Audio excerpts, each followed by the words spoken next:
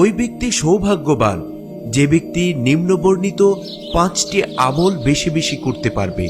রাসূল সাল্লাল্লাহু আলাইহি ওয়াসাল্লামের বিখ্যাত একজন সাহাবী হযরত আব্দুল্লাহ ইবনে আমর ইবনুল আস রাদিয়াল্লাহু আনহু বলেন, যার মধ্যে 5টি গুণাবলী পাওয়া যাবে সে দুনিয়া ও আখিরাতে সৌভাগ্যবান হবে। আপনারা কি জানতে চান সে 5টি আমল কি? তাহলে মনোযোগ দিয়ে শুনুন।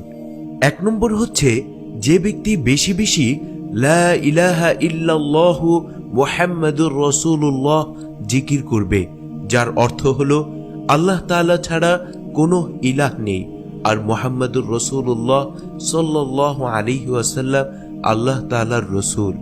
2 নম্বর হচ্ছে, কোনো ব্যক্তি যে কোনো বিপদে পড়লেই বেশি বেশি এই দোয়া পাঠ করবে, ইন্না লিল্লাহি ওয়া ইন্না ইলাইহি রাজিউন, যার অর্থ হলো আমরা আল্লাহ তাআলার মালিকানাধীন আর আমরা সবাই তার কাছেই ফিরে যাব। এর সাথে আরেকটি দোয়া বেশি বেশি পাঠ করবে, তা হচ্ছে লা হাওলা ওয়ালা কুওয়াতা ইল্লা বিল্লাহিল আলিয়্যিল আযীম, যার অর্থ হলো আল্লাহর সাহায্য ব্যতীত পাপ থেকে বেঁচে থাকার কোনো ভরসা নেই এবং পুণ্য কাজের কোনো শক্তি নেই, একমাত্র তার সাহায্যেই সেটা সম্ভব। 3 নম্বর হচ্ছে, যে ব্যক্তি যখনই কোনো নেয়ামত পায় তখন সে শুকরিয়া স্বরূপ এই দোয়া বেশি বেশি পাঠ করে, আলহামদুলিল্লাহ অথবা আলহামদুলিল্লাহি রাব্বিল আলামিন, যার অর্থ হচ্ছে সমস্ত প্রশংসা ওই আল্লাহ তাআলার জন্য যিনি সমগ্র জগতের প্রভু। 4 নম্বর হচ্ছে, যে ব্যক্তি যখনই কোনো কাজ শুরু করে তখন সে এই দোয়া পড়ে নেয়, বিসমিল্লাহির রহমানির রহিম, যার অর্থ হচ্ছে পরম করুণাময় অসীম দয়ালু আল্লাহর নামে শুরু করছি।